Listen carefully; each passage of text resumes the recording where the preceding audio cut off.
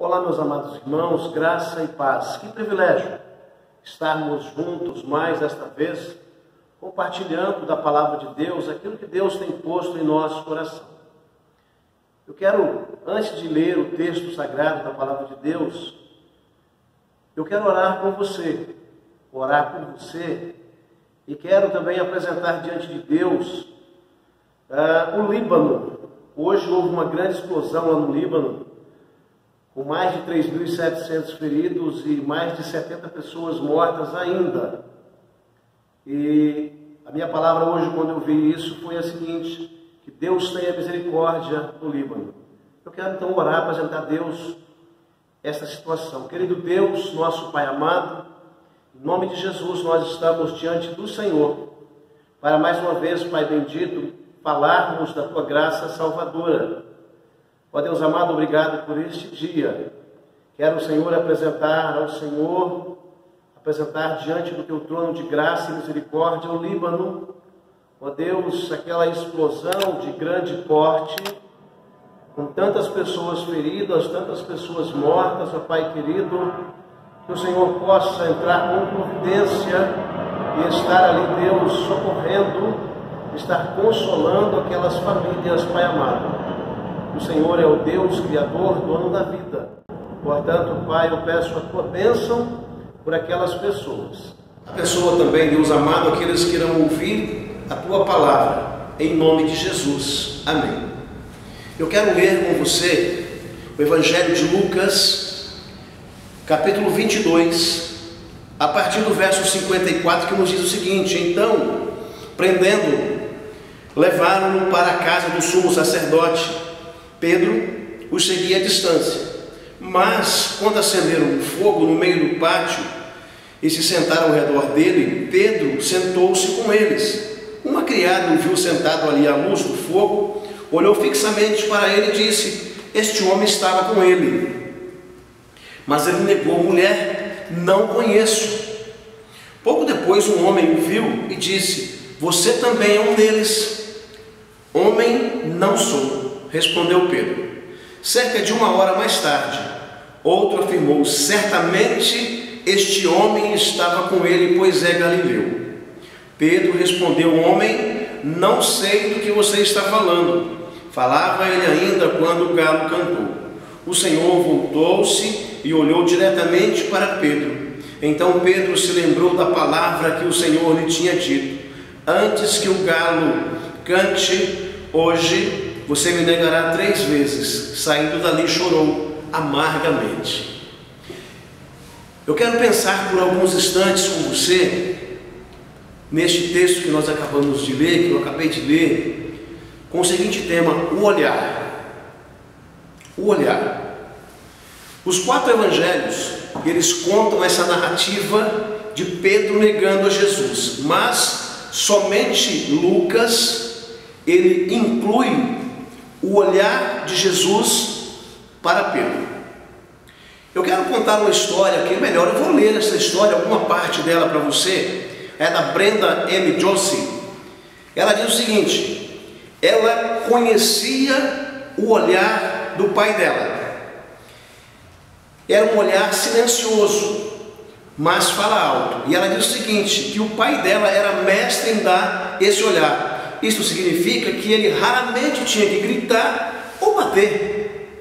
O pai de Brenda, o olhar dele era suficiente. Uma vez, quando ela tinha 6 anos de idade, ela ficou com raiva de uma amiga chamada Betsy. E ela ficou no jardim da casa dela xingando Betsy, falando alguns nomes feios para ela: nenenzona, sua boba, sua feia. Mas isso não causou nenhum dano a Betsy. Então ela lembrou de um palavrão que ela certamente não ouviu na casa dela. Então ela soltou esse palavrão. E devia ter sido ótimo, porque Betsy gritou e correu para dentro de casa para contar para a mãe. Brenda deu meia volta, entrou vitoriosa dentro de casa. Infelizmente ela não havia visto o seu pai, que estava lavando o carro. Ele tinha ouvido cada palavra dela. Quando os olhos dos dois se encontraram, o coração de Brenda partiu. Ele estava dando aquele olhar para a sua filha. Ela desabou a chorar, correu para o quarto e chorou por 2 horas seguidas. Agora, meu querido irmão, minha querida irmã, imagine a reação de Pedro ao olhar de Jesus. Ele devia se sentir tomado pela convicção do seu pecado, a negação do seu Senhor e amigo. Tudo que ele podia fazer era fugir do local do crime e chorar o seu erro. Mas, além de tudo, talvez houvesse uma nova percepção da mansidão de Jesus. Jesus, que tinha o poder de imediatamente aniquilar Pedro, mas simplesmente olhou para ele. Foi um olhar de desapontamento, ira, de dor, de amor, de preocupação, talvez uma combinação de tudo isso. Era isso que Brenda via nos olhos do pai dela. Isso era o suficiente, aquele olhar. E talvez você que está ouvindo, vai assistir essa mensagem, talvez o seu pai também tem esse olhar para você. E basta olhar, não precisa falar nada. Simplesmente olhar, o filho já entende o que o pai quer dizer. Ou a esposa entende o que o marido quer dizer. E vice-versa, apenas com os olhos. Você certamente deve ter lido esse texto. Imagine você quando nega Jesus por palavras. Você nega Jesus com as suas atitudes. Você nega Jesus com os seus atos. Com os seus atos. Imagine Jesus olhando para você como ele olhou para Pedro. Já parou para pensar nisso? É interessante que o texto que nós lemos, lá no verso 31, diz o seguinte: Jesus falando: Simão, Simão, Satanás pediu vocês para peneirá-los como trigo. Percebam aqui que Satanás havia pedido vocês, os discípulos, para peneirá-los, mas eu orei por você. Jesus, ele ora somente por Pedro, para que a sua fé não desfaleça, e quando você se converter, fortaleça os seus irmãos. Olha a resposta de Pedro, meu querido irmão: estou pronto para ir contigo para a prisão e para a morte. Eu fico pensando nisso.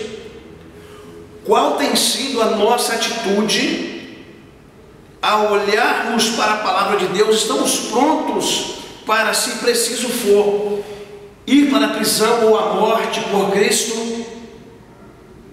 Ou, na primeira oportunidade, nós vamos negar ao Senhor: olha, eu não o conheço, eu não sei quem é esse Jesus, eu nunca vi, eu estou aqui só de passagem. Respondeu Jesus: eu lhe digo, Pedro, que antes que o galo cante hoje, 3 vezes você me negará que me conhece. E aí nós vamos lá para o texto que nós lemos. Jesus havia sido preso, levado para julgamento à casa do sumo sacerdote.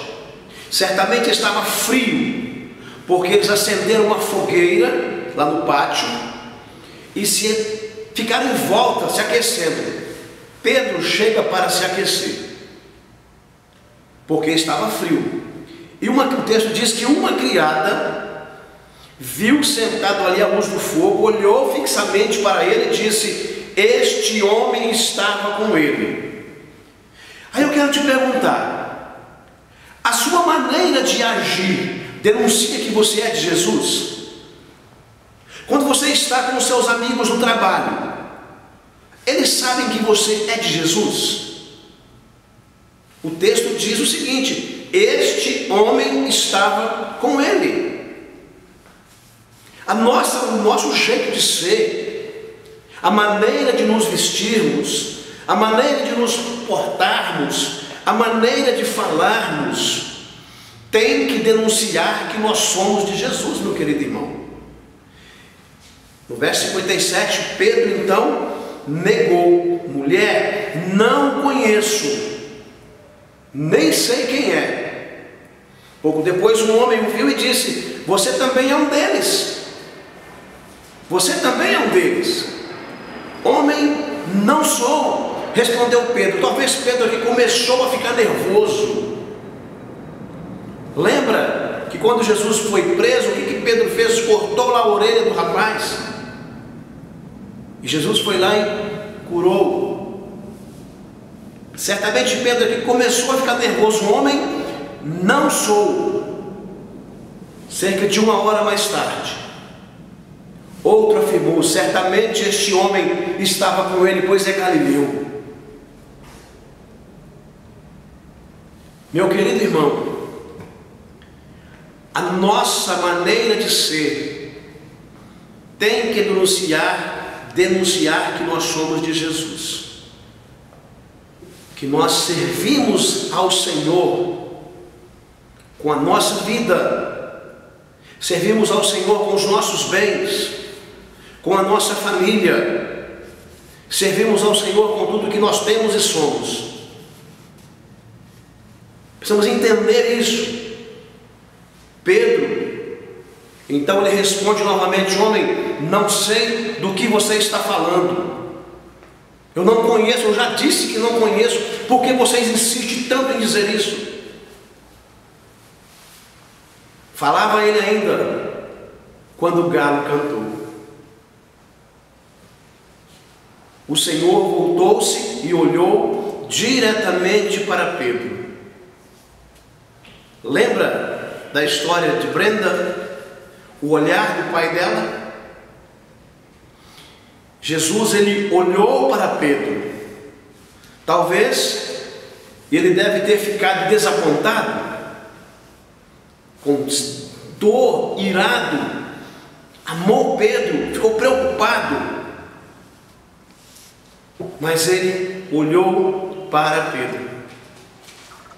Bastou apenas um olhar de Jesus para Pedro. E Pedro então lembrou-se da palavra que o Senhor lhe tinha dito: antes que o galo cante hoje, você me negará 3 vezes.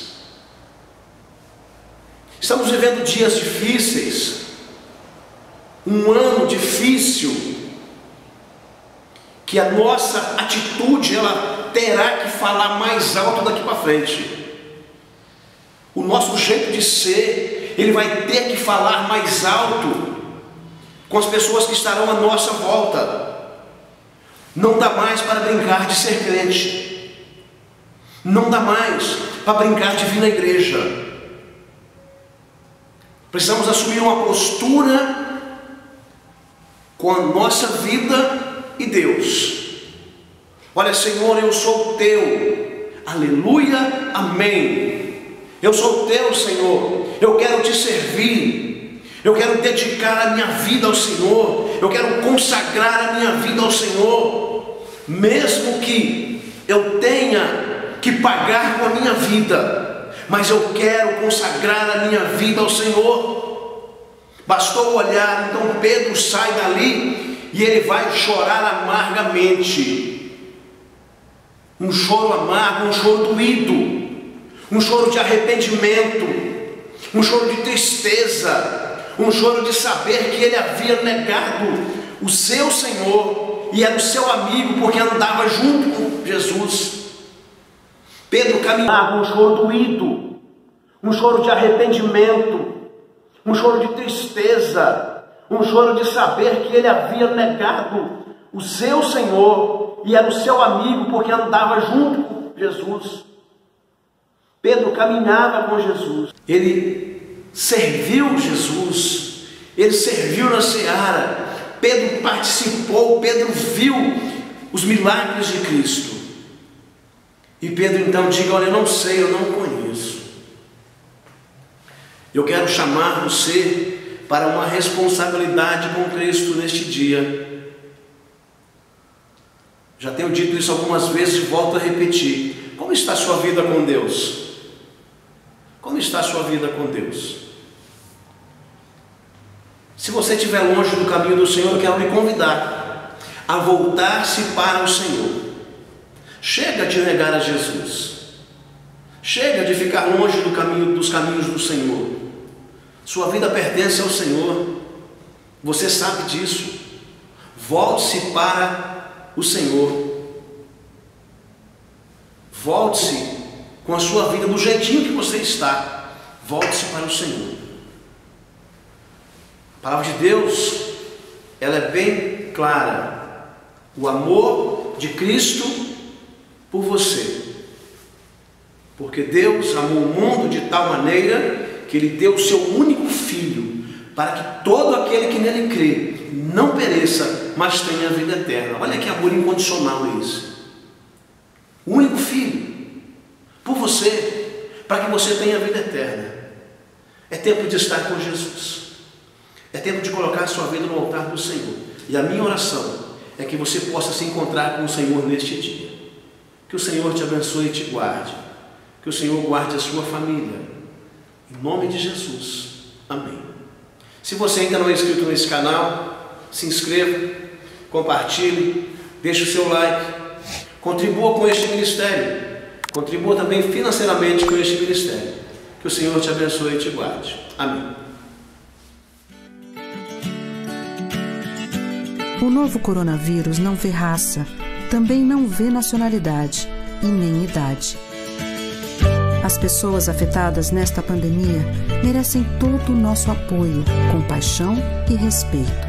Evite referir-se às pessoas com a Covid-19 como vítimas ou doentes. Refira-se a elas como pessoas com sintomas, pessoas em tratamento ou pessoas diagnosticadas com Covid-19.